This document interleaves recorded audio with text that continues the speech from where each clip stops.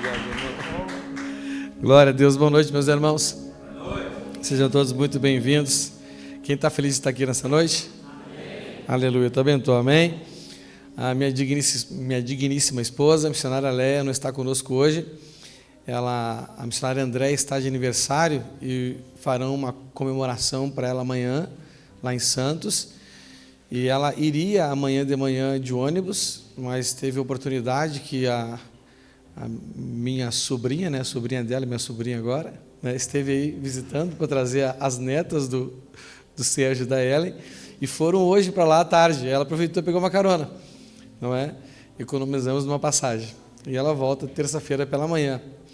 A comemoração em honra à missionária Andréia vai ser amanhã às 18 horas, lá em Santos, e ela estará lá com as pastoras do campo lá. Então, por isso que ela não está aqui. Amém? Aleluia.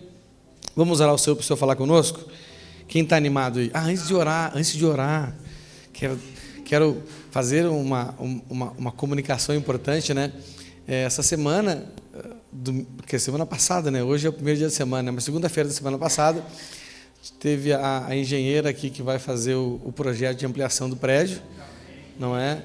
Então, nós vamos fazer um projeto para aumentar a igreja para frente, a princípio, uns 3 ou 4 metros para frente, a fim de fazermos ali na entrada ali os banheiros feminino, masculino e também, né, uma salinha de apoio.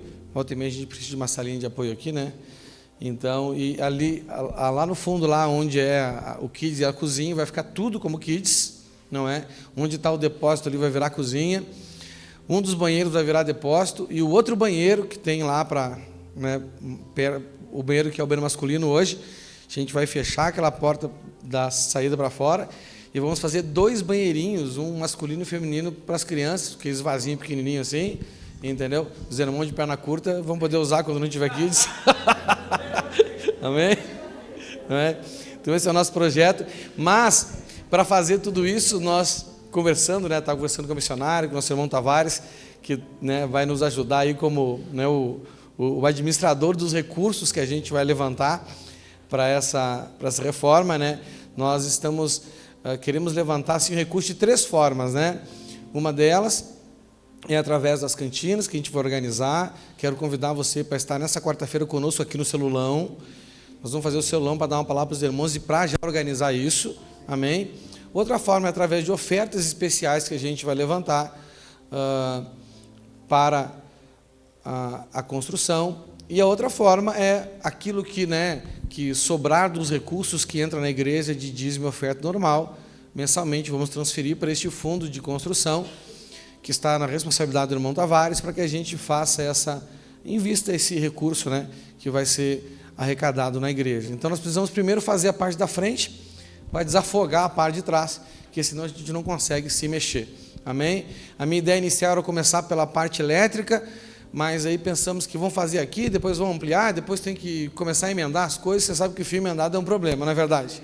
Então vamos fazer o que temos que fazer agora, da parte de estrutura, de alvenaria, de tijolo, telhado e coisa toda, não é? E aí depois nós viemos com a parte elétrica, forro, ar-condicionado, não é? E eu tenho certeza que até o final do ano aí a gente já está numa condição bem melhor. Amém? Vamos precisar muito dos irmãos aí da igreja, que tem assim um conhecimento nessa área de construção, né? Aí tem o nosso irmão Rodrigo, tem o nosso irmão Ivo. Nosso irmão Ivo está escondido atrás da Nath. Ó. E para se esconder atrás da Nath é difícil, tem que ser pequenininho, hein? Sempre que é os pequenininhos que fazem essas coisas, né? Na instrução eu sei sentar um tijolo, sei virar uma massa, não é? Então a gente vai precisar da ajuda dos irmãos aí que puder nos ajudar, amém? Se não precisarmos pagar a mão de obra, nós avançaremos mais rápido, não é verdade? Né? Porque a mão de obra é tão cara ou mais até às vezes do que o próprio material que a gente vai usar, não é, para a construção, tá bom? Então nós contamos aí com a ajuda e com a colaboração de todos vocês, por isso que é importante. Na quarta-feira nós não vamos ter célula, mas nós vamos nos reunir aqui na igreja. Em vez de você ir para a célula, você vem para cá. Mas não deixe de vir. Pastor, e a célula que a gente faz de comunhão? Próxima semana. Amém? Aleluia. Posso contar com vocês? Sim. Glória a Deus. Então vamos então à oração para o Senhor falar conosco. Estamos ministrando sobre o tema Não Resista ao Espírito Santo.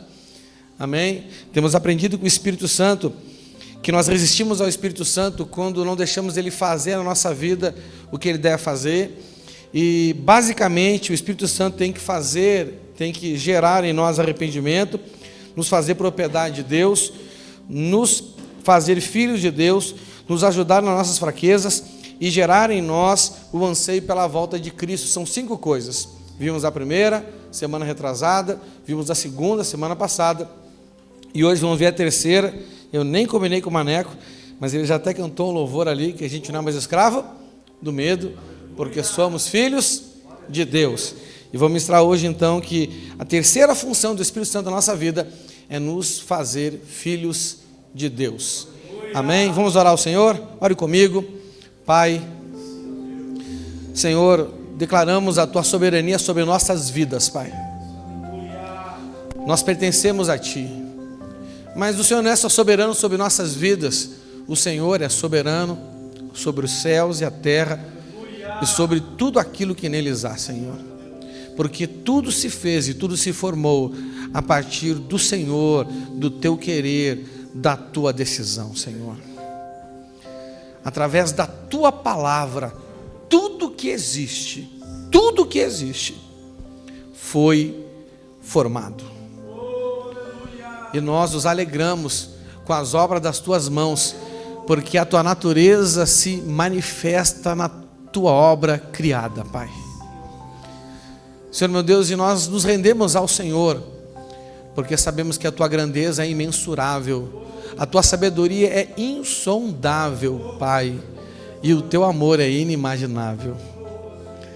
Senhor, nós confiamos no Senhor e queremos ser cada dia mais do Senhor. Não queremos resistir ao Senhor, ao Teu querer e à Tua vontade, Senhor. Por isso, através dessa mensagem, Senhor, que vem como inspiração do Senhor para nós, Pai, nos ajude a não resistir ao Senhor, nos render, nos entregar completamente ao Senhor. Dá-nos ouvidos para ouvir o Teu Espírito, Pai. É o que nós Te pedimos em nome de Jesus Cristo. Amém. Amém, gente? Dê uma forte salva de palmas para Jesus.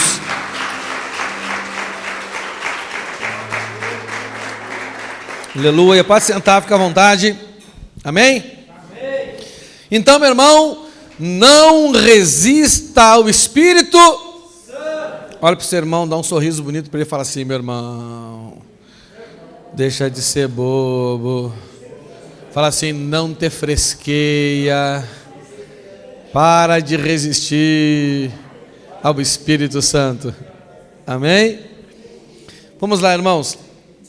Vamos ler o texto de João, capítulo 14, versículo 16 e 17 na NVI.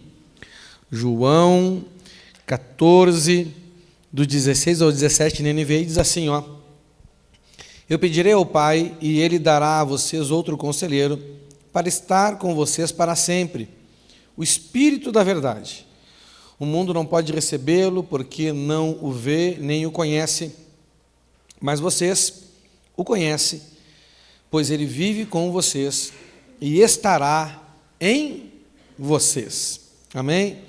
Meus irmãos, o Senhor na cruz, nosso Senhor Jesus, com seu sacrifício na cruz, Ele conquistou coisas maravilhosas para nós, não é? Ele estabeleceu sobre a nossa vida o tempo da graça, não é?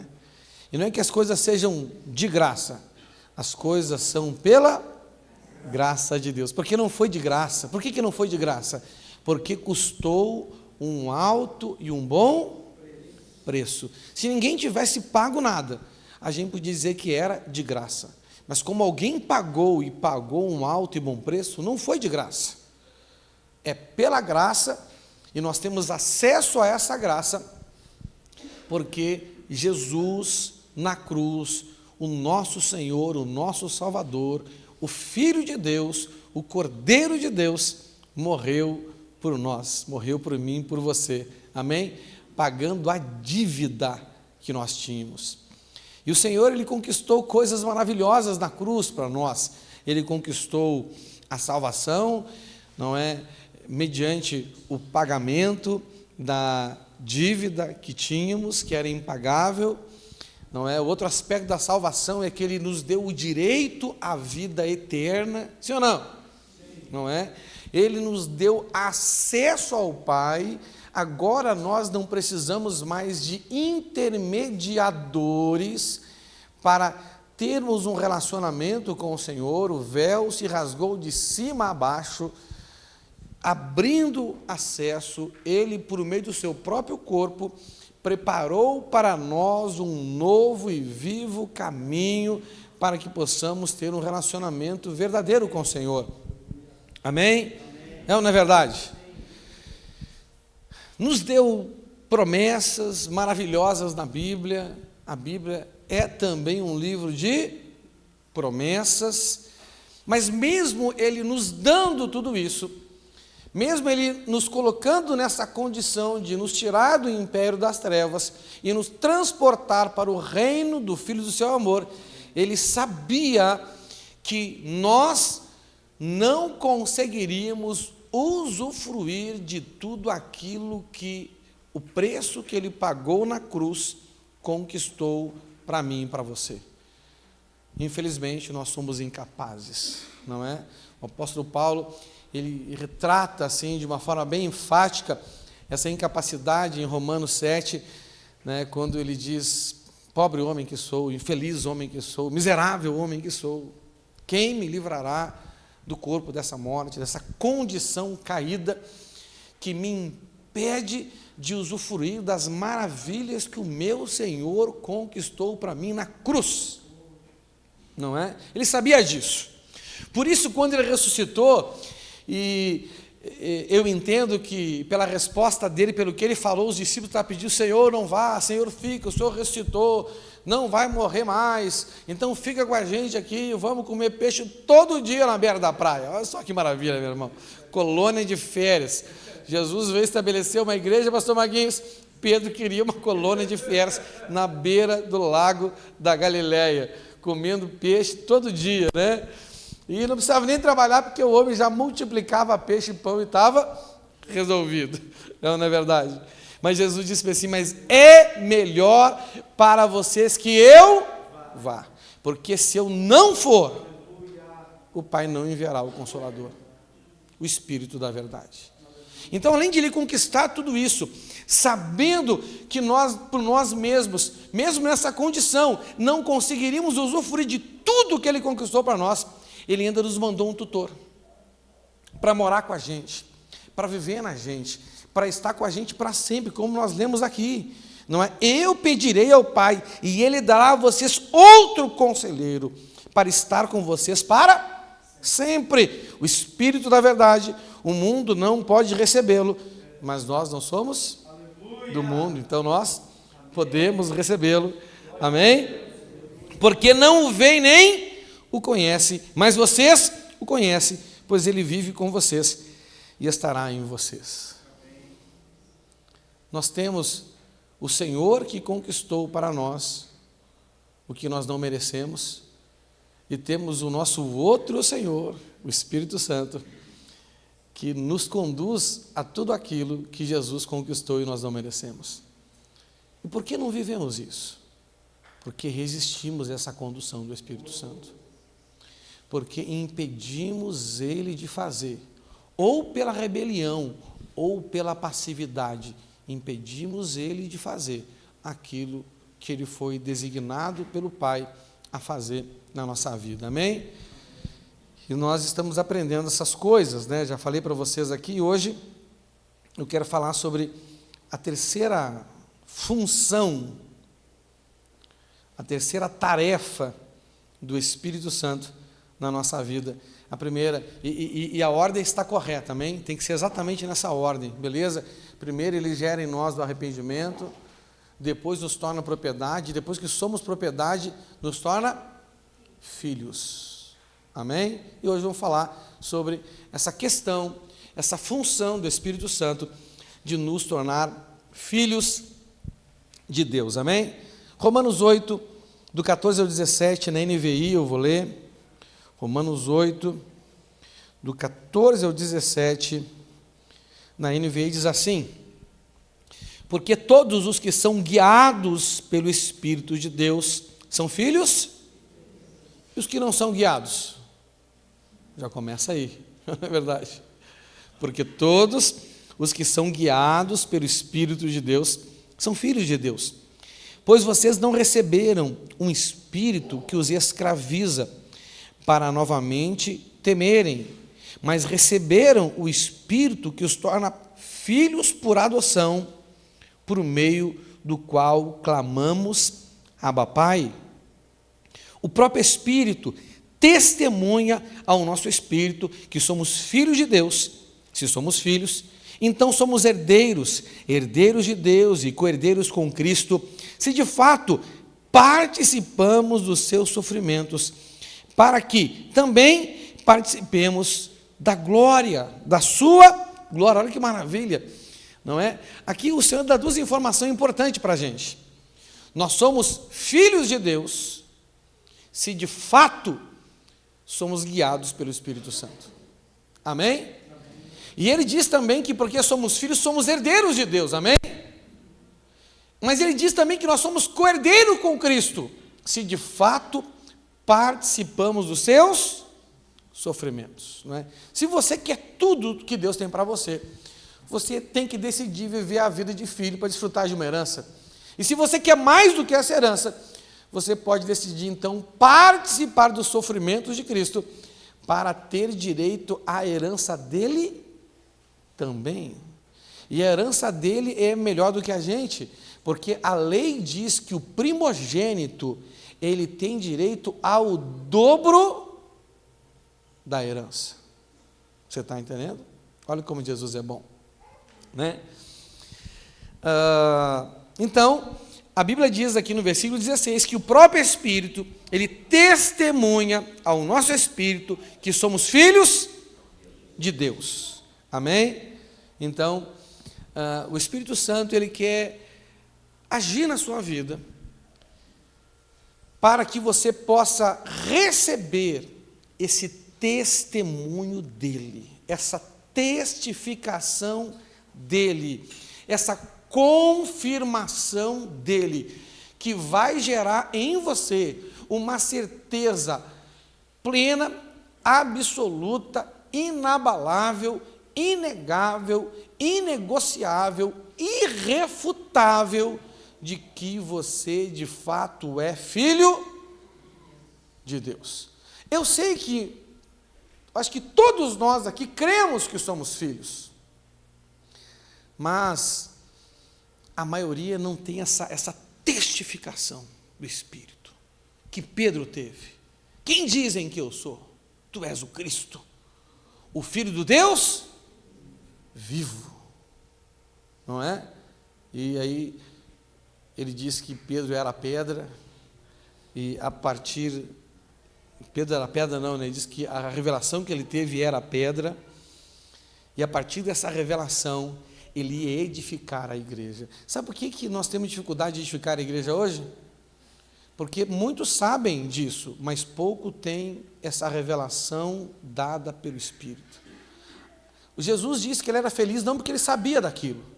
Jesus disse que ele era feliz porque aquele discernimento não veio da carne e nem do sangue. E essa é a testificação que o Espírito Santo, ele quer gerar em você. Pastor, se ele quer gerar e pode todas as coisas, por que não gerou ainda? Porque tudo que ele faz na nossa vida, ele faz em parceria. Fala assim, em parceria. Meu irmão, o Espírito Santo é que nem aquela, né, no bom sentido, que nem aquela esposa assim, romântica, que não quer fazer nada sem o marido. Só que a diferença é que ele é o noivo e nós somos a noiva. Amém? Não é? Então nós, como noiva, também não devemos querer fazer nada sem ele. Tudo que ele vai fazer, nós devemos querer estar juntos. Amém? Vamos lá então, né? Para vivermos, entendeu?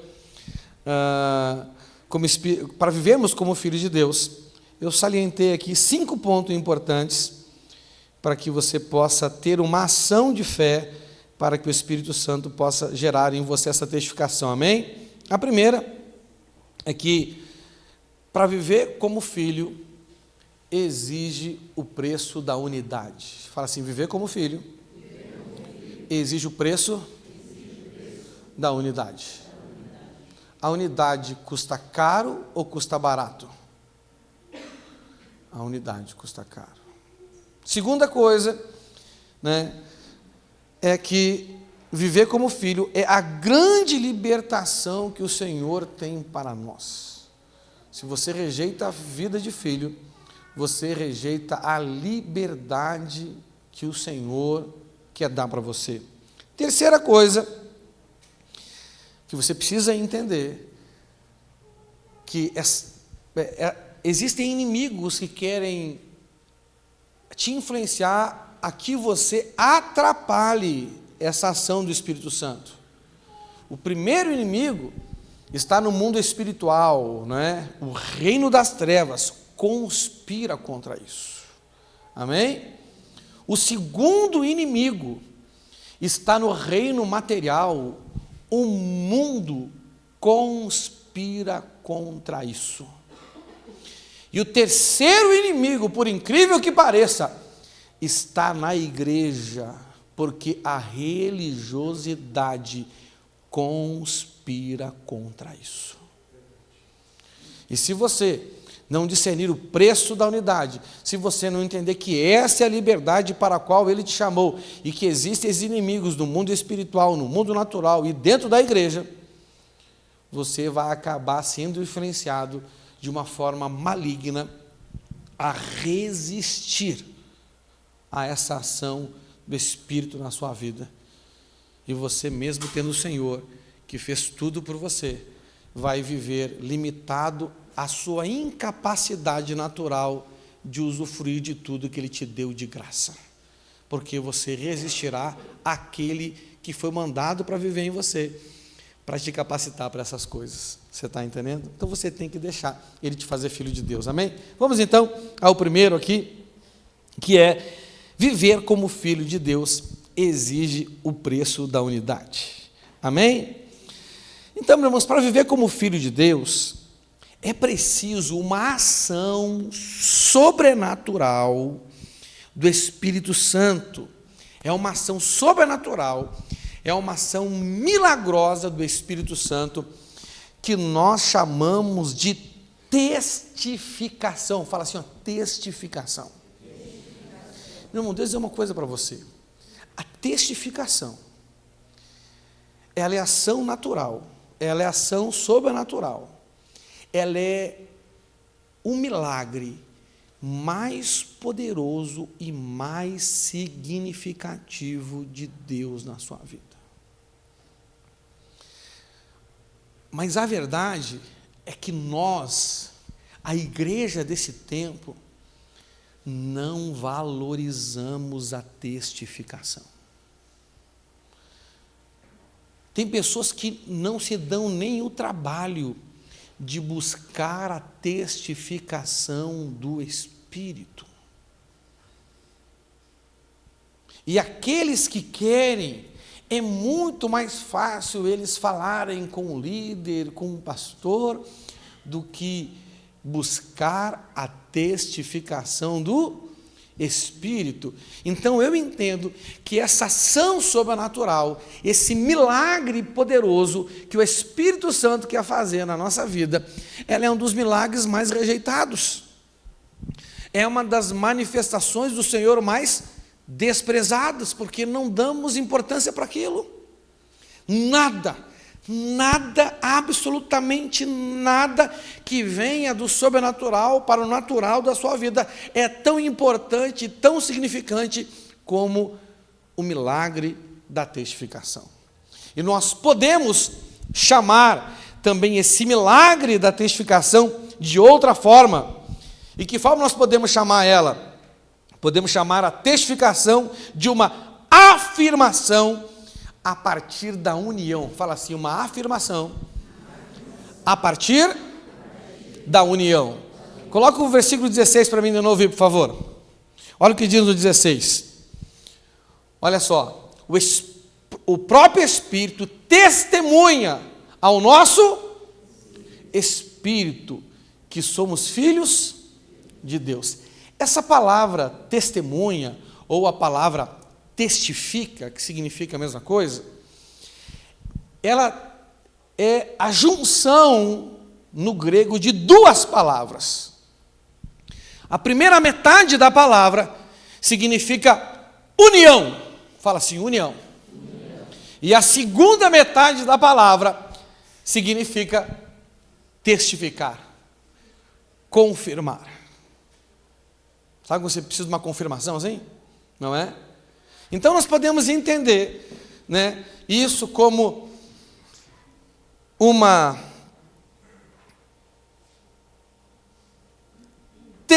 uma confirmação a partir da união. A partir da união. Coloca esse mesmo texto na NTLH. Vamos ver como a nova tradução na linguagem de hoje traduz esse texto para a gente. Dá uma olhada ali. Olha só. O Espírito de Deus, na NVI dizia o quê? Testifica. Não é verdade?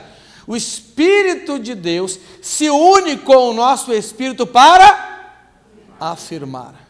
Então, ele se une. Então, aquela palavra testificação, aqui nesse texto, porque quis dar um entendimento completo do significado da palavra, é uma palavra composta, não é que nem beija-flor, não é? Duas palavras formam uma, não é?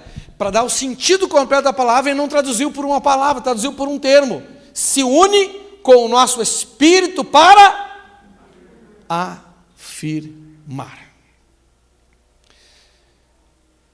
Agora, entenda uma coisa.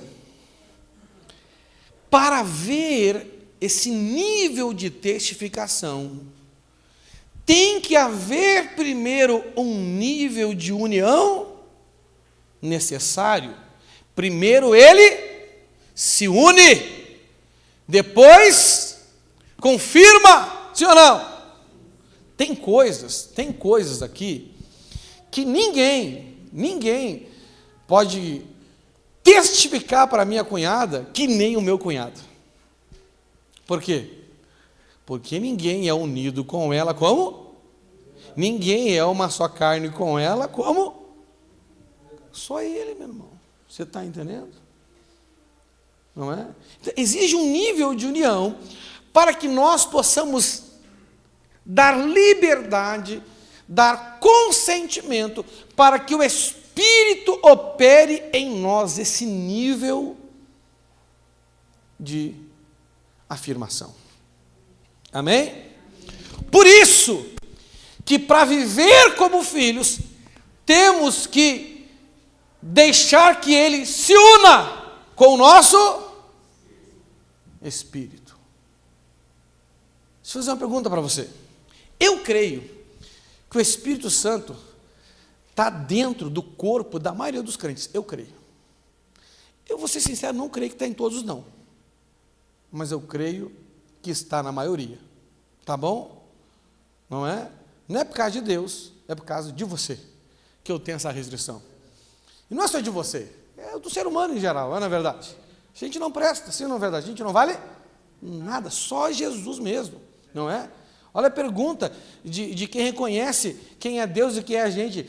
Quem somos nós, ó Senhor, porque o Senhor se importe com a gente? O pó. Nós somos como o pó da terra. E o Senhor ainda se importa com gente que nem a gente? Né? Pensa.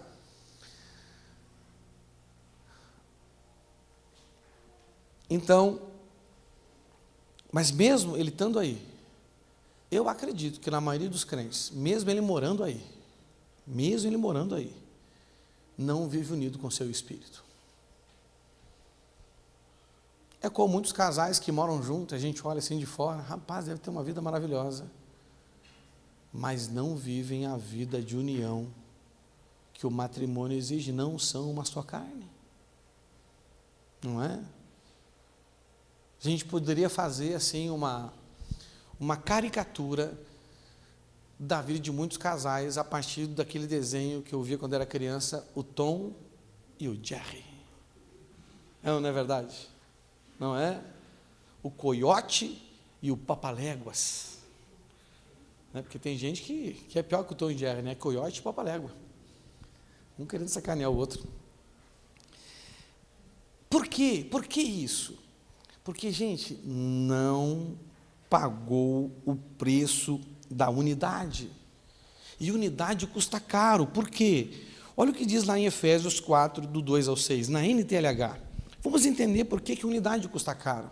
Pastor, mas o Senhor já pagou o preço, e agora eu tenho que pagar. Ele pagou o preço que você não poderia pagar, sim ou não? Mas tem um preço que a gente pode pagar, sim ou não? Sim. Tanto que ele disse que ele tomou a cruz que a gente não poderia tomar, mas ele diz para a gente tomar a cruz que nós podemos tomar. O que é isso? Ele fez um sacrifício que, por mais que a gente quisesse, a gente não teria condição de fazer. Mas existe um nível de sacrifício que nós podemos fazer, e isso cabe a cada um de nós.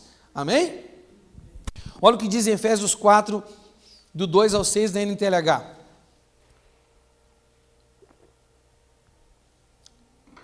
Diz assim: sejam humildes, sejam sempre humildes, bem educados e pacientes, suportando uns aos outros com amor. Façam tudo para conservar, por meio da paz que une vocês, a união que o Espírito dá.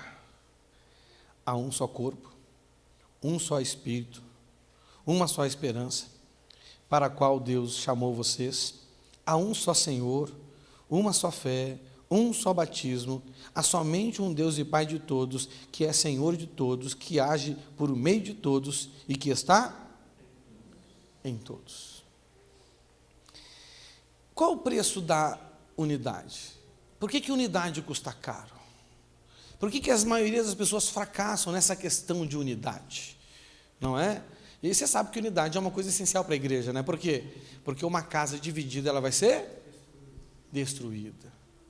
E por que é tão difícil nós vivemos de verdade, não juntos, mas unidos? Por quê? Porque nós temos que pagar o preço da humildade. Meu irmão, e a humildade, ela custa caro. Porque a humildade, ela custa a nós renunciar o nosso orgulho, a nossa altivez, a nossa soberba, e que para nós é muito cara. Para nós vale muito. Você está me entendendo? Não é? Por que a maioria dos crentes hoje tem pecado oculto que nunca confessou para ninguém? Por quê? Por quê? Por que fica inventando motivo bíblico para não confessar pecado? Por quê? Orgulho. O que vão pensar de mim? Eu, não é verdade? E não sei o quê. O salmista Davi diz que enquanto ele não confessou os pecados dele, os ossos dele se secavam por dentro. Então, tem muita gente com a sua alma seca aí. Entendeu? Angustiada, porque tem vergonha de confessar pecado. Desculpa a expressão, ou você é burro, ou você é orgulhoso. Na minha opinião, todo orgulhoso é burro, todo burro é orgulhoso, então... Isso é um problema, não é verdade? Né? Mas não se preocupa, né, que eu estou falando aqui da posição de hoje de alguém que é um pouco menos burro e um pouco menos orgulhoso, porque eu ainda sou orgulhoso e ainda sou burro, mas eu estou me tornando cada dia menos burro e cada dia menos orgulhoso. Amém? Então não é uma acusação, não, é um alerta. Amém? E como que a humildade se mostra? A humildade, ela se mostra nos nossos relacionamentos interpessoais. Olha o que o Senhor diz aqui, depois que Ele fala, não é? Que a gente tem que ver humilde, ser bem educado e paciente com todos, suportar uns aos outros com amor. Para quê? Para fazer de tudo, para conservar a união que Deus nos dá por meio do amor. Não é verdade? Aí olha o que Ele fala. Né, para trazer um contexto, a partir do 4, há um só? Ele está falando de quem? Você já viu gente da igreja brigando com gente da mesma igreja, porque existe uma igreja só no mundo, amém? Sim. Uma igreja só no universo. E querendo dizer que a igreja dele, o corpo dele é melhor do que o do outro? Você já viu isso? Rapaz, só pode ser demônio. Porque está escrito que nós pertencemos a um só corpo. Então, gente, não tem melhor nem pior. Pastor, mas não tem mais igreja esquisita? E tem. É uma igreja doente, não é verdade? Sim ou não? Quem já teve dor na mão? Quem já teve uma dor assim na mão esquerda? E quando você teve uma dor na mão esquerda, a mão direita falou para a mão esquerda: ah, porque eu não estou com dor, eu sou melhor que você. Então tem congregações que estão doentes, sim ou não? Mas porque elas estão doentes, a gente é melhor do que elas? Não é porque está doente que um é melhor do que o outro, não é porque tem problema que um é melhor do que... Quem já tem problema no pé aí? O Dieguinho está com problema no pé, não é verdade? Geralmente, quando as pessoas falam assim, ó, lá vem o manco, pensava que era o diabo, agora é o Dieguinho. Não é verdade? Olha o manco vindo, é o diabo. Não, agora é o Dieguinho. Então vamos parar de chamar o diabo de manco, porque senão o Dieguinho vai achar que é mancofobia. Então, então vigia aí, amém? Glória a Deus. Não, aqui um pé está ruim, o outro diz que é melhor do que o outro. Não, gente, nós não podemos nos achar melhor que ninguém, nenhuma outra comunidade que faz parte do corpo de Cristo. Sim ou não? Não bastasse a gente como congregação se achar melhor do que outra, cara, dentro da mesma congregação os cabras conseguem se achar melhor do que outro. Ah, tá. Você faz parte do mesmo dedo. Não, é que essa parte do dedo é melhor do que a outra. Ah, meu irmão, por favor, né? Olha a divisão. Mas, gente, vamos falar a verdade, não é? Cara, tem pregação que eu escuto e que eu sou tentado a me achar melhor que aquele cara, mas eu não posso, eu tenho que dizer assim, eu estou menos doente do que ele, ou ele está mais doente do que é um membro que precisa de cura. Então vamos orar para Deus salvar, vamos orar para Deus trazer a cura, ou não é verdade? Para Deus sanar esse mal no corpo de Cristo, porque se uma parte sofre, a gente não tem que se achar melhor daquela parte que está sofrendo, nós temos que ter compaixão daquele membro do corpo, daquela parte do corpo que está enfermando o corpo inteiro, não é verdade? Está enfermando o corpo inteiro. Então nós, não podemos ter uma consciência de divisão na mente da gente, só que nós temos essa tendência pelo orgulho de nos achar melhor, de nos achar mais especiais, de nos achar mais importantes, de achar que a gente está mais certo e que os outros estão mais errados, e gerar divisão com base nisso. Gente, isso é maligno. E isso acontece por causa de quê? Do orgulho. Por causa de quê? Do orgulho. Você lutar, quando você vê essas coisas acontecendo, né, e você lutar contra isso, é fácil ou é difícil? Esse é o preço que você tem que pagar para conseguir viver com uns irmãos e com as pessoas que você convive, entendendo que você é um só corpo com ela. Você tem a mesma esperança que ela, você é chamada pelo mesmo Deus que ela, você serve o mesmo Senhor que ela, você vive debaixo da mesma fé, do mesmo batismo, e o Deus que está em você e operando em você, também está nela e operando nela. Aí acaba com esse negócio, não é verdade? Posso ouvir glória a Deus aí? Glória a Deus. Então, olha só, o Espírito Ele não se une a um espírito orgulhoso, muito pelo contrário, o Espírito Santo, ele resiste a um espírito orgulhoso, ele está aí dentro de você, mas se você tem um espírito orgulhoso, ele não se une ao seu espírito, e porque não se une ao seu espírito, ele não testifica, e porque não testifica, e porque não confirma de uma forma milagrosa, você sabe que é, mas não sei se os antigos, quem lembra daquela propaganda do Denorex, do shampoo Denorex? Denorex parece, mas não. A Bíblia diz que eles têm a aparência de piedade, mas com as suas ações negam o verdadeiro poder da nossa religião. Ser filho. O que é melhor do que ser filho?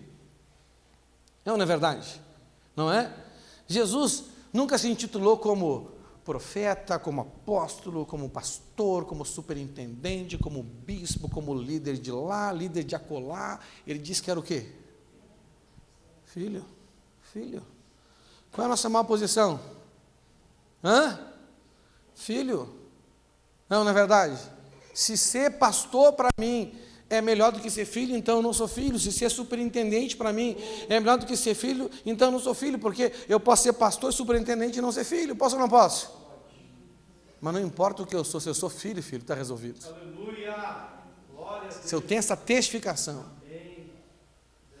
não importa o que eu sou, através da minha vida, ou a partir da minha vida, o Senhor vai edificar a igreja. Agora tem muito crente que destrói a igreja, não edifica a igreja.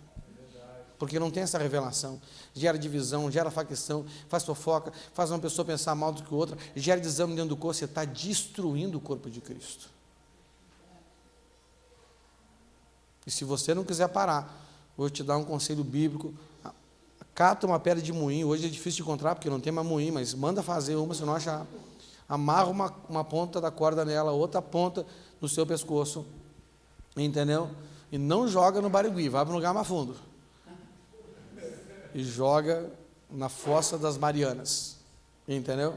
Tem gente que faz isso diferente hoje, evoluiu. Hoje a pedra não é mais uma pedra de moinho para te levar para o fundo. Você pode pagar $1 milhão para ir num submarino visitar as ruínas do Titanic. Aqueles caras lá, se eles tivessem lido a Bíblia, eles não tinham feito aquilo, não é verdade? O rapaz Jesus diz que se fazer isso vai morrer, então não vão fazer, não é? Então eles se amarraram dentro de uma pedra de moinho e foram para o fundo do abismo, não é? Essas coisas não dão certo, beleza? Mas vamos lá. Então o Senhor, ele resiste a um espírito orgulhoso. Tiago 4,6, na Almeida Revista Atualizada, eu vou ler ali só o recheio do versículo, Tiago 4,6, na Almeida Revista Atualizada. Eu vou ler ali só o recheiozinho, né, do versículo. Cadê o versículo aqui? Tiago 4,6, Deus resiste aos soberbos. Ele dorme de costa para você. Se ele dormisse, ele dormiria de costa para você, dentro de você. Deus resiste aos soberbos. Amém? Amém. Mas o Espírito Santo, ele não rejeita um espírito humilde. Em Salmo 51:17, na NTLH diz assim, Salmo 51:17, na NTLH diz assim, ó Deus, o meu sacrifício é o quê? Um espírito humilde. Por que o salmista está dizendo que o sacrifício dele era um espírito humilde? Porque não foi fácil ele poder oferecer um espírito humilde ao Senhor. Isso custou caro para ele. Isso, eu não sei exatamente o que custou a Davi poder um dia chegar na casa, aquele tempo tinha que ser na casa do Senhor, não é verdade? Você pode fazer isso no seu quarto. Eu não sei o que custou a ele, meu irmão, porque, meu irmão, Davi, se o diabo amassou pão, o Davi comeu um pouco desse pão. Sim ou não? Sim. Rapaz, esse homem viveu umas coisas ruins na vida dele, meu irmão. E era um homem segundo o coração de Deus. Eu não sei se o diabo amassou pão, mas se amassou, não é verdade? Davi comeu uns carapé. Né? Você está entendendo? Então, meu irmão, imagina até o dia que ele pôde chegar, Senhor, hoje eu chego diante do Senhor. E eu não vou oferecer boi, não vou oferecer ouro. Eu já ofereci boi, já ofereci ouro para o Senhor construir templo, já fiz um monte de coisa. Mas hoje, o que eu trago ao Senhor, o meu sacrifício, é um espírito humilde. Será que você pode chegar na sua casa hoje, ou no final aqui, né, como recebemos uma direção profética, de você ajoelhar diante desse degrau, imaginando que ele seja um altar diante do Senhor, e você dizer para ele, Senhor, hoje eu venho aqui, e eu ofereço para o Senhor o meu espírito humilde. Pode se unir com ele. Pode gerar nele o que o Senhor quer que gere, porque não tem mais resistência, não tem mais orgulho, não tem mais soberba. Senhor, não tem mais a altivez que me separava do verdadeiro conhecimento sobre o Filho de Deus. As fortalezas já foram destruídas. Um dia Davi pôde oferecer esse sacrifício. Você já pensou? Eu não sei se você já teve esse tipo de pensamento.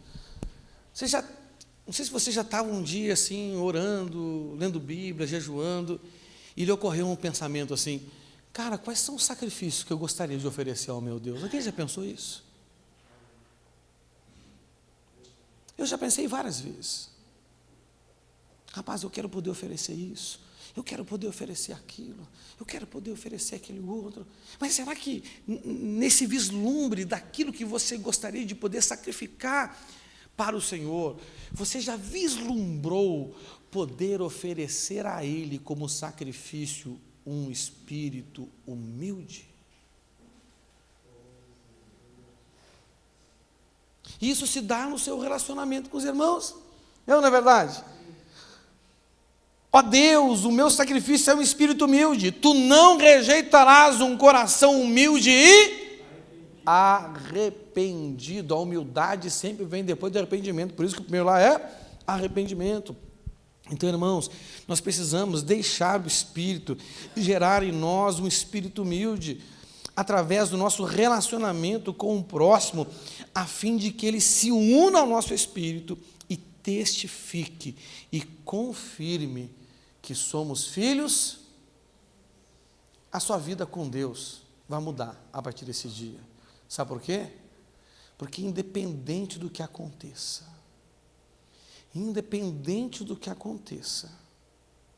você será feliz. Não porque tem um casamento maravilhoso, não porque tem um carro chique, maravilhoso, você está entendendo? Não porque a conta bancária está gorda, mas porque você sabe que você é filho de Deus. Depois dessa revelação, Pedro, crendo que era filho de Deus, foi dar um rolê no templo para falar de Jesus, tomou-lhe uma sumanta de pau do sacerdote e saiu dando glória a Deus. Rapaz, que bom que eu apanhei por Jesus. Ele me achou digno de sofrer por Ele. Você nem apanha por causa de eu nunca te bati. E você fica aborrecido porque o pastor, porque o líder, porque o missionário. Poxa, meu irmão, não é verdade? Nunca lancei lança para te matar, que nem Saul fez com Davi. Não é verdade? Né? Tá certo, eu confesso que tem horas, meu irmão, que eu tenho vontade de, meu Deus do céu. Um dia eu fiz uma oração para o Senhor. Estava lendo lá, né, a Bíblia e li aquele texto. Porque esse aí eu já entreguei para o diabo para que o corpo se perca, mas a alma se salva. E eu sinceramente não sei como é que se faz isso. E eu, Senhor, como é que me dá um processo? Como é que o apóstolo Paulo fez esse negócio aí? Que existe um princípio para isso, não é verdade? Se ele fez, dá para fazer. Mas o Senhor não me revelou. Porque se ele me revelasse, eu não ia ter maturidade para usar esse negócio. Eu ia fazer besteira com isso. Então deixa quieto. Eu ia começar, vou botar na mão do diabo. Não é verdade? Meu Deus do céu. Senhor, tem misericórdia. Aleluia. Você está entendendo? Então, através do nosso relacionamento com o nosso próximo, onde a gente tem que entender que nós somos um só corpo, um só batismo, uma só fé, um mesmo Espírito, pertencemos ao mesmo Senhor, que está em todos, que é dono de todos e que age por meio de todos, não é? E aí, meu irmão, ele se une no seu espírito, e aí, meu irmão, você vai ter uma convicção. Você está me entendendo? Acabou essa perturbação espiritual na sua vida. Você vai ser que nem aqueles áudios que mandam para a gente, é a marreta do inferno, perturbador de demônio. Como é que é? Você sabe aquele negócio lá? Hã? Mais ou menos isso, né? Segunda coisa que o Espírito Santo quer fazer em você, para te fazer filho de Deus, né? Ele te deu um direito lá em João 1,12, né? Olha só, João 1,12, porém alguns creram nele e o receberam, e a eles ele deu o direito ou o poder, isso aqui é liberdade, fala assim, liberdade. Esse aqui é um nível maravilhoso de libertação que o Senhor quer dar para a gente. A palavra exousia ou exousia, ela significa condição de você decidir como quer. Ou seja, você se torna senhor da sua vida. Você é dotado do domínio próprio. E Jesus, ele não é senhor de qualquer um. Jesus, ele é senhor dos... Então, ele te faz senhor da tua vida. Porque, meu irmão, olha só. Você chega aqui e fala assim, não, vou entregar minha vida para Jesus. Você não consegue nem controlar a sua língua. Você não conseguiu nem colocar um freio, como se coloca no cavalo ainda, para pelo menos decidir para onde você quer ir. E você diz que você entrega a vida para Jesus, você não manda em você, ô cara de pau. Você está me entendendo? Não manda. Não manda em mim. As pessoas mandam, quer ver? É só irritar que ele faz isso, é só não fazer que ele faz isso, não é verdade? Sim ou não? Não é? Tem coisa que é malandro. Quando casar, tu vive com isso, meu filho. Entendeu? Porque, deixa eu te contar um segredo que a gente não conta assim quando quer incentivar os irmãos a casar. Tem cônjuge que é malandro, ele pega a manha e tu vai casar com espero que tu case com uma menina top, das galáxias, em Cristo. Entendeu? Aí, meu filho, se ela for esperta e tu for um homem fraco, ela vai saber assim, rapaz, quando eu perturbo o Igor, ele não quer ir no culto. Hoje não estou a fim de ir no culto, vou perturbar o Igor. Aí perturba o Igor não vai no culto. Aí no outro dia eu vou ligar para o Igor na segunda-feira, ô Igor, o que aconteceu? Tu não veio no culto? Aí eu falei assim, porque não sei o quê, a mulher me perturbou e eu não quis ir. Eu não vou falar para não escandalizar ele, mas eu vou pensar assim, ó, bunda mole. Opa, desculpa, irmão. Não pode. Eu não vou falar para não escandalizar. Mas, né? Eu não falei, você ouviu o meu pensamento aqui no microfone. Você não pode dizer que eu falei, não. Como é que se cria um cabra desse, meu irmão? Você está me entendendo? Aí eu vou falar, rapaz, como é que a Edneia, o que eu fizeram um cabra mole desse, cara? Entendeu? Meu Deus do céu, como é que... Né? Acontece ou não acontece isso? Cara, se você não consegue honrar um compromisso básico, porque alguém te domina, você vai conseguir entregar a vida para Jesus? Não, é ilusão que você é dele. Se nem seu é. Então, exousia é quando você se torna de você mesmo e decide ser dele, viver como filho de Deus. Eu sou livre, mas eu vou ver debaixo da autoridade dele. Dá glória a Deus aí.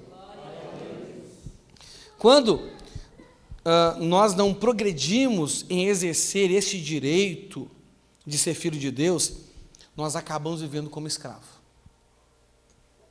Essa é uma grande realidade, não é? Um escravo não fica muito tempo na família, ou vive na família como se não pertencesse a ela, pois não consegue encontrar um lugar. Então, tem muita pessoa que acredita que é filha de Deus. Ela tem o direito de ser, mas não vive como ainda. E essa pessoa que não exerce o exousia, porque não é guiado pelo Espírito Santo, porque o Espírito Santo não se uniu ao Espírito dele, porque o Espírito dele é soberbo, então não teve essa ação milagrosa de uma confirmação sobrenatural de Deus na vida dela, entendeu? Ela não vai ficar muito tempo na igreja, e se ficar, ela não vai conseguir achar o lugar dela, ela não se sente bem, ela não consegue viver como filho, não consegue viver como, não se encontra, está sempre deslocado. Olha o que diz João 1,12, João 8,35 na NVI, João 8,35 na NVI diz assim, ó, o escravo não tem lugar permanente na família. O que está escrito? Repita comigo, o escravo não tem lugar permanente na família, mas o filho pertence a ela para sempre. Gente, tem gente que não consegue nem ter uma cadeira cativa no culto. O que é cadeira cativa? Aquela cadeira que você sempre ocupa ela. Nem no culto. Imagina na igreja. Igreja é o corpo místico de Cristo, amém? Aqueles que são movidos por Ele, aqueles que são guiados por Ele. Você está entendendo? Por quê? Que ou eles saem e ficam procurando eternamente um lugar que nunca vão encontrar,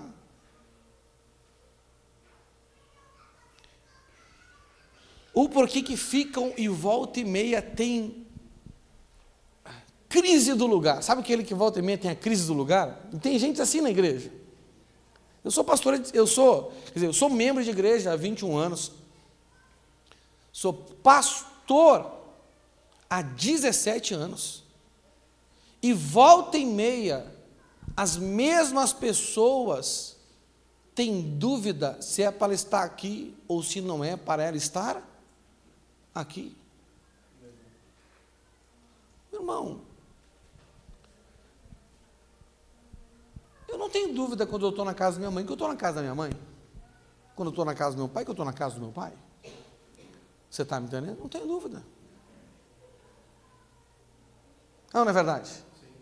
Eu tenho um irmão chato. Quem tem um irmão chato aí? Mas eu tenho um irmão bem chato. Que ele mora no fundo da casa da minha mãe. Não é? E às vezes ele está meio morrinho, reclama que eu estou lá. E eu falo assim, Leandro, eu estou na casa da minha... Azar é? Eu estou na casa da minha? É. Você já viu gente que se sente desconfortável na igreja porque outro irmão fica perturbando ele?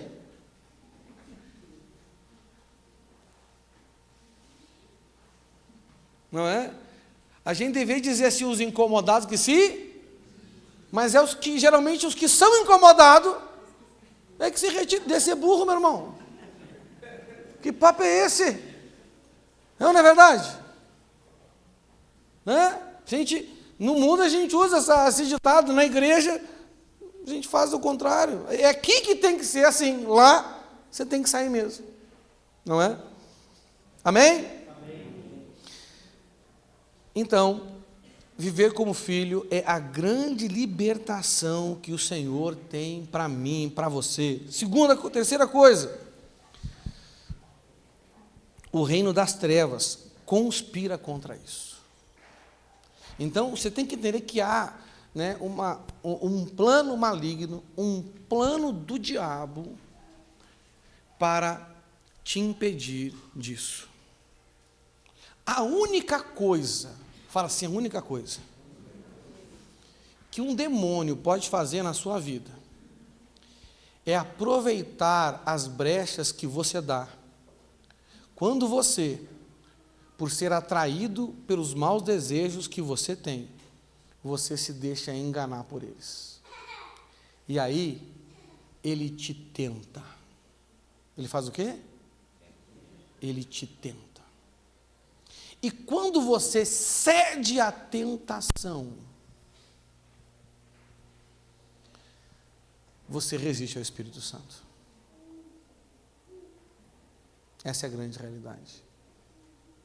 Então, o grande objetivo de qualquer tipo de tentação, sabe, não fica assim pensando assim, rapaz, o senhor está me tentando porque ele quer que eu perca o emprego, o senhor está me tentando porque, o diabo está me tentando porque ele sabe que Deus quer me usar, e se eu pecar, Deus não me usa, sabe, a gente fica crendo umas coisas loucas assim, não é verdade?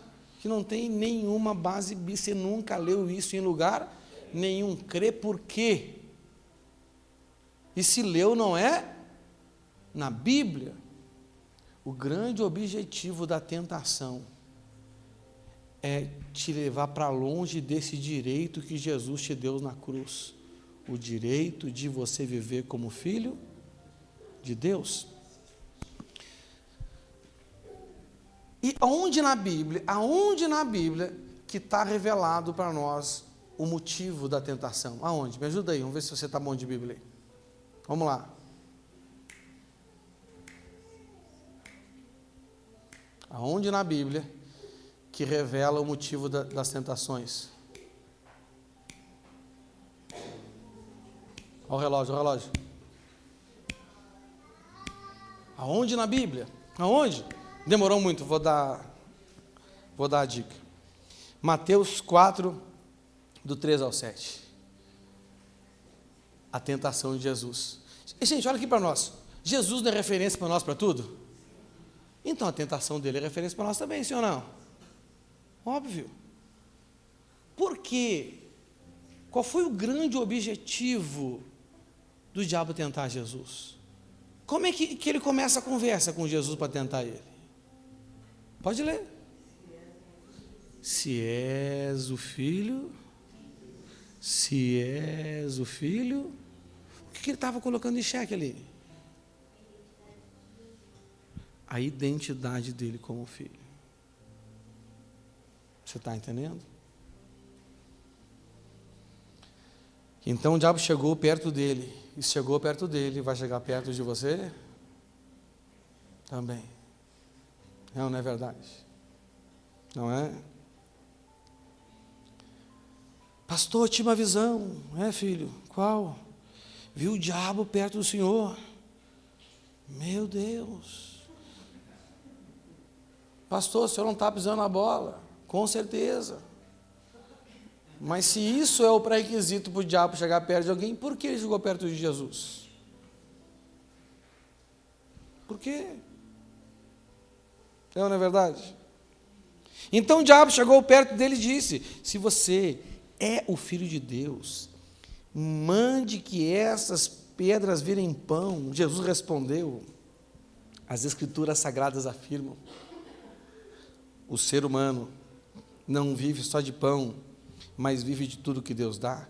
Em seguida, o diabo levou Jesus até Jerusalém, a cidade santa, e o colocou no lugar mais alto do templo. E lá veio a mesma pergunta. Então disse: se você é filho de Deus, jogue-se daqui.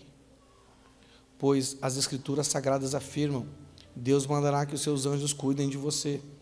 Elas vão segurá-lo com as mãos, para que nem mesmo os seus pés sejam feridos nas pedras. Jesus respondeu: mas as Escrituras Sagradas também dizem: não ponha à prova o Senhor. Tem muito filho de Deus que nessa situação aqui. Aqui representa duas coisas.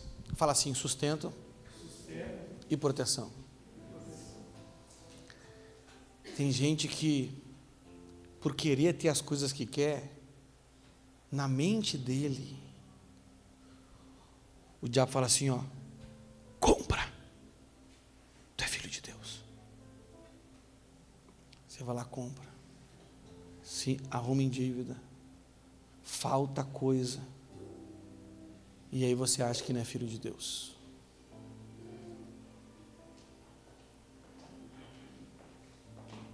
Tem gente que é tentado na questão da segurança, porque você imagina que porque você é filho de Deus, coisas não podem acontecer, e você tenta o Senhor, o seu Deus, e você deixa de viver como filho de Deus. O diabo, ele é esperto. Ele tentou com Jesus. Jesus estava muito ligado, estava ou não estava? Então o objetivo da tentação é essa.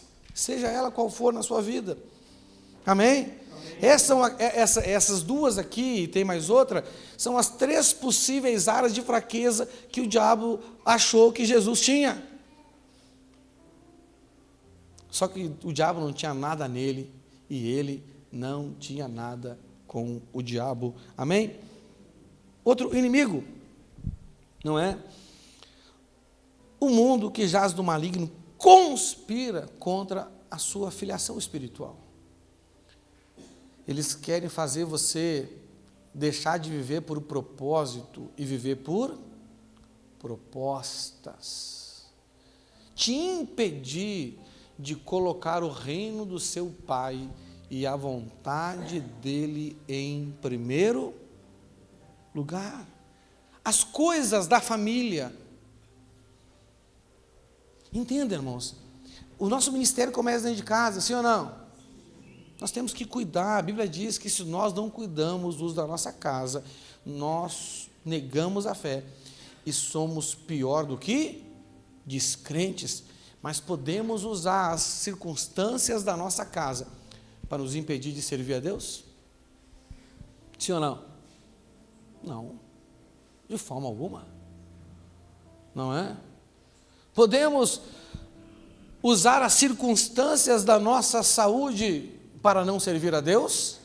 Se ele não fosse o Jeová Rafa, poderíamos. Mas ele é o Deus que nos cura. Não é verdade? Sim ou não? Claro. Então, nós precisamos entender que o mundo, ele jaz do maligno. O mundo, ele é um campo minado. Ele quer colocar cargas, sobrecargas, deveres, quer botar na tua cabeça que você tem que fazer tal coisa. Não, pastor, mas eu preciso de tempo para isso. Aonde que está escrito? Se tiver escrito, está dentro daquele tudo que há tempo para tudo. Mas aquele tudo não é tudo. Aquele tudo é tudo que Deus quer que você faça. Se você não tem tempo para fazer o que Deus quer que você faça, é porque você está usando esse tempo para fazer coisa que Deus não quer que você faça. Não é? Chegou o tempo, a Bíblia diz. Chegou o tempo que os reis iam para a guerra. Chegou ou não chegou? O que o rei Davi bonitão fez? Não foi para a guerra. Foi dar um rolê no terraço. Viu a mulher de Urias, porque não fez o que era para fazer, fez o que não era para fazer, e sofreu. Sofreu ou não sofreu? Por um bom tempo, por décadas da vida dele. Estima-se que entre 12 e talvez 20 anos, ele colheu toda essa maldade na vida dos filhos. O bastardo da relação sexual com a Betseba morreu mais 3, ou 2, um foi violentado pelo próprio irmão, Natan falou que ele fez as escondidas, farariam à luz do dia, e o filho dele teve relação com as concubinas dele no terraço, para todo mundo ver, tipo assim, explicitamente, não é? Eu acho que ali começou uma indústria que leva aí muita gente ao pecado, a indústria pornô. Vocês têm que abrir o olho com isso, muito importante. Atos 14, 19. Alguns judeus que tinham vindo das cidades de Antioquia e de Icônio conseguiram o apoio da multidão, apedrejaram Paulo e o arrastaram para fora da cidade porque pensavam que ele tinha morrido. Então, o mundo resiste aos filhos de Deus. Primeiro, aqueles acharam que Paulo era Deus. Primeiro, aqueles acharam que os milagres que Paulo fazia porque era Deus, começaram até a se dever ela para ele. Aí depois se revoltaram contra ele, porque outros incentivaram e apedrejaram ele e pensaram que tinham matado ele. O quinto aqui e último de hoje, gente, a religiosidade conspira contra isso. Olha o que eu vou dizer para você, eu sou pastor dessa igreja, mas aqui, você vai encontrar situações, circunstâncias e até pessoas que vão conspirar contra isso. E deixa eu te dar um alerta, pode ser que um dia eu dê uma brecha aí para o diabo na minha vida, e até eu sem querer possa conspirar contra isso na sua vida. Posso ou não posso? Pode acontecer. Nós erramos, nós falhamos, nós pecamos, sim ou não?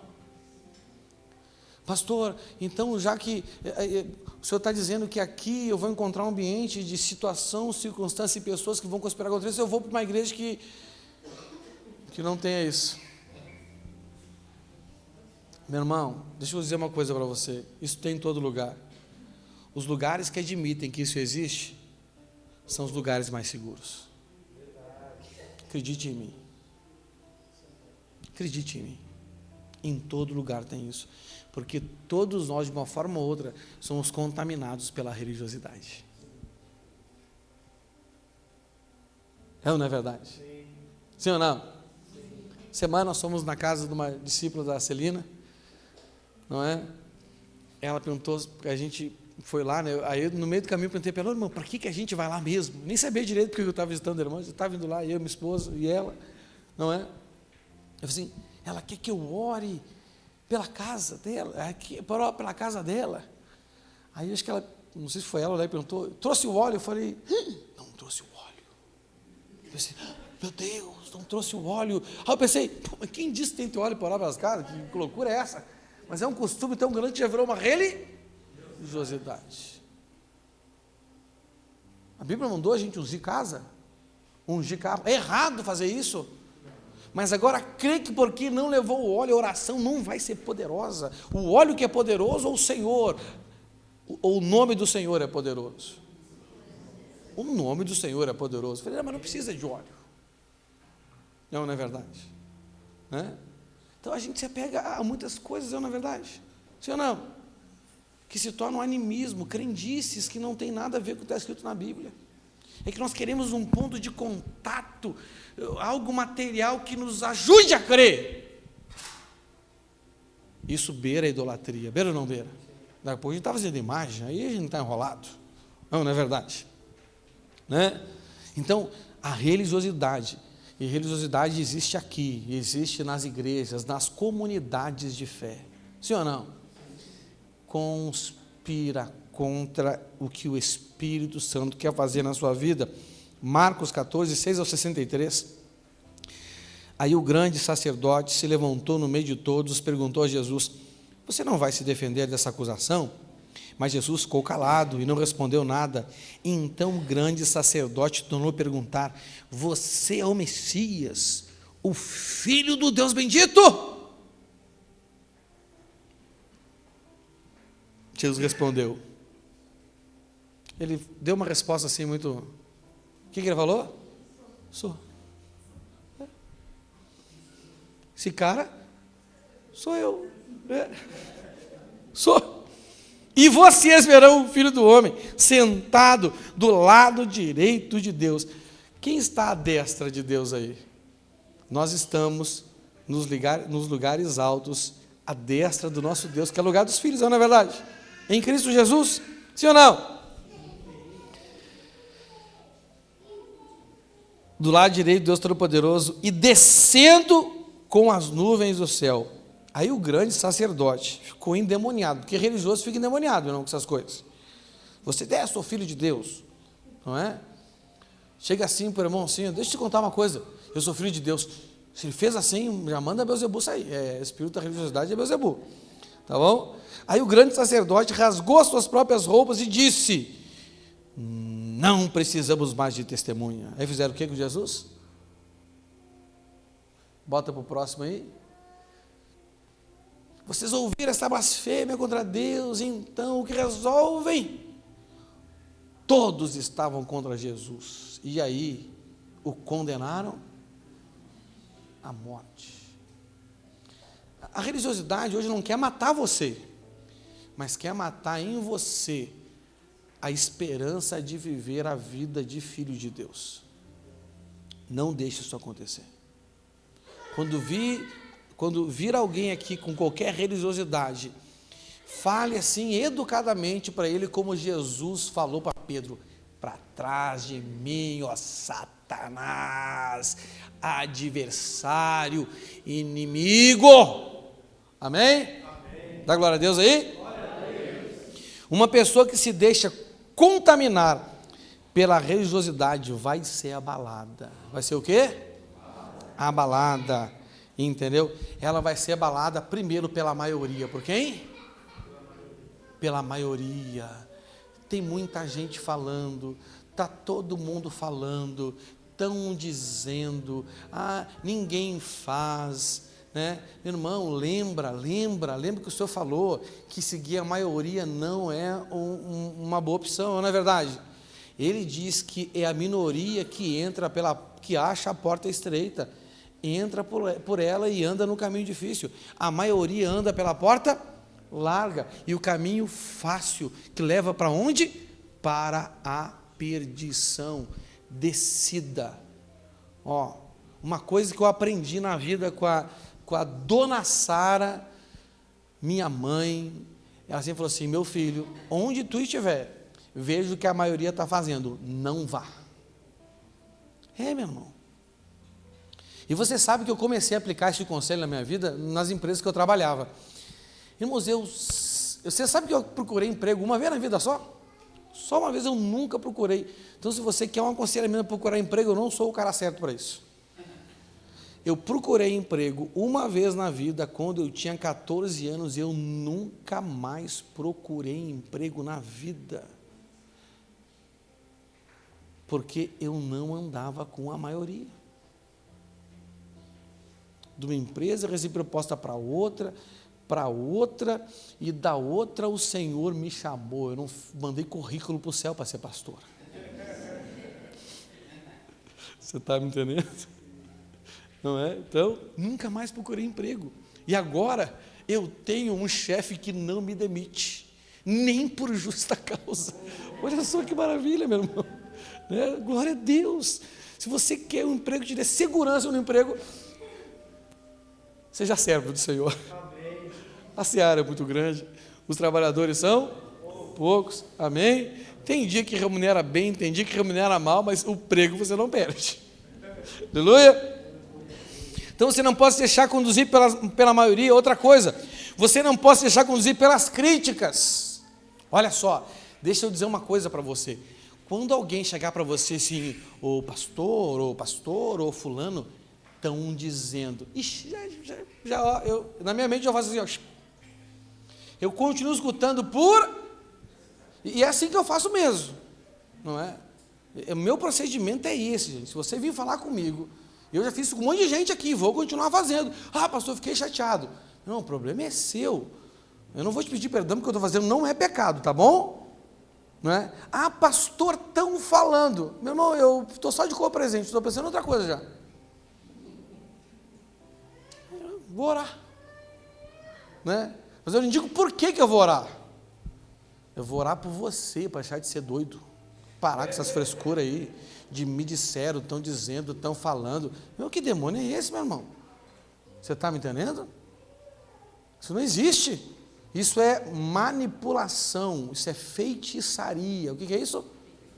Feitiçaria. Você quer potencializar algo para influenciar outra pessoa. Isso é maligno, isso é diabólico, amém? Então as críticas. E terceiro, um religioso, ele é vítima, então, da maioria, vítima das críticas, e vítima dos escândalos. Vítima do quê? Dos escândalos. A Bíblia diz que é impossível não ter escândalo. Mas você pode decidir se você vai ser o que escandaliza, se você vai ser o escandalizado, ou se você vai ser o inabalável. Você pode ser o que escandaliza, você pode ser o escandalizado, e você pode ser o inabalável. O que a Bíblia diz terminantemente para a gente não ser? diz para a gente não ser aquele que escandaliza, porque aquele que escandaliza vai ter um problema sério com o Senhor, não é verdade? A Bíblia também nos aconselha a não ser o escandalizado, porque o escandalizado sofre de graça, não é verdade? Você não tem nada a ver com o assunto. Ai, pastor, eu estou desanimado, por quê? Porque eu descobri que o fulano pecou. Foi com você? Não! Então está desanimado por quê? Tem misericórdia dele, ele que pecou, ele que está beirando a perda da salvação. Você está desanimado porque o outro pecou? Sim ou não? Então, quando alguém peca, a primeira coisa que eu penso, tem misericórdia, a segunda coisa, graças a Deus que não fui eu, aleluia, aleluia. Porque, meu irmão, pecar é um negócio ruim. A gente sofre ou não sofre? É ou não é verdade? Que bom que não fui eu. Você está me entendendo? Que bom que não fui eu. Quando eu ouço, por exemplo, aí, né, os pastores caindo em pecado sexual, com irmãs da igreja, eu falo assim, Jesus, obrigado porque eu não dou carona para nenhuma mulher sozinho, porque eu não atendo nenhuma mulher sozinho, e porque a minha mulher tem um olho de águia do veneno, meu irmão, fica assim.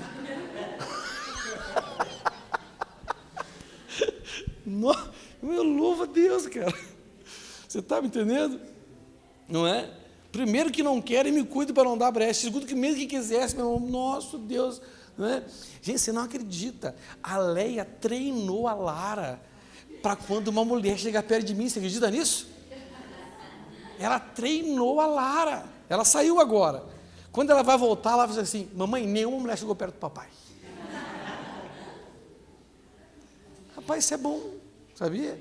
Isso é bom, não é? Hoje, quando a Léa saiu, falou assim, ó, não deixa a Lara dormir na casa da tia dela. Eu falei, por quê? Não, porque eu quero que ela durma aqui.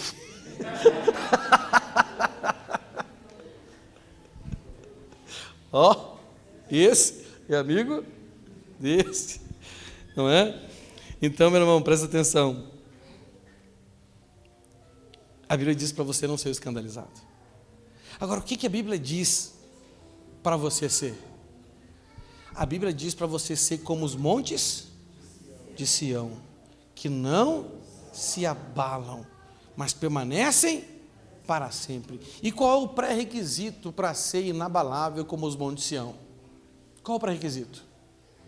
Qual o pré-requisito? Confiar no Senhor.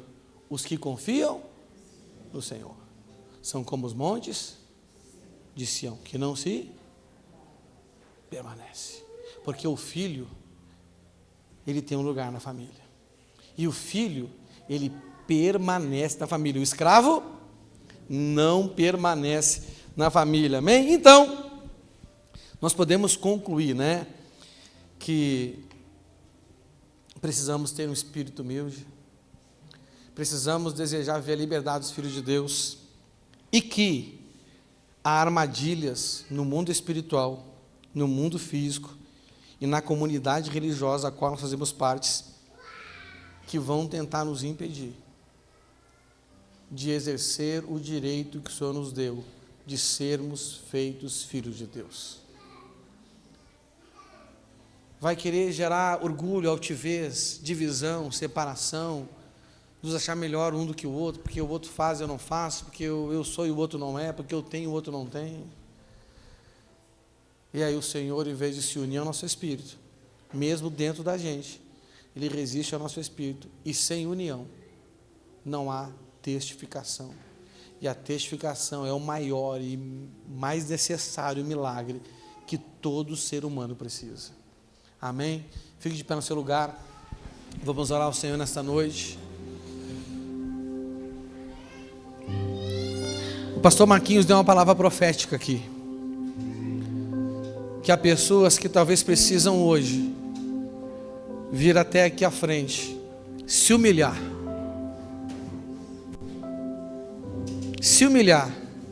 diante do Senhor e diante da igreja, porque você tem tido um espírito altivo, um espírito soberbo, e você tem resistido ao Espírito Santo, e ele tem resistido a você também. Mas Ele quer que você se humilhe nesta noite, porque Ele não resiste a um espírito humilde. Esse é o sacrifício que o Senhor quer de você nesta noite. Se você está disposto a fazer uma aliança com Deus nesta noite, de começar a trabalhar, a negar a você mesmo, a fim de poder um dia oferecer a Ele como sacrifício o seu espírito humilde, sai do seu lugar, vem até aqui à frente. Nós vamos orar ao Senhor, e por enquanto que oramos e cantamos, você vai fazer uma aliança com o seu Pai.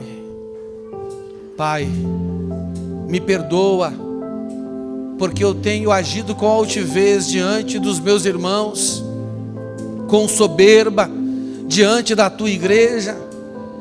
Eu tenho olhado para os outros com olhos altivos, com olhos de crítica, com olhos de divisão, com olhos de facção, com olhos de dissensão, Senhor. Eu tenho me achado inferior a alguns, e eu tenho me achado superior a outros. Tenho buscado lugares melhores e pessoas melhores. Senhor, tenha misericórdia de nós. Tenha misericórdia de nós, Senhor. Ajuda-nos, Senhor. Oh, aleluia. Olha o Senhor, se renda a Ele nesta noite.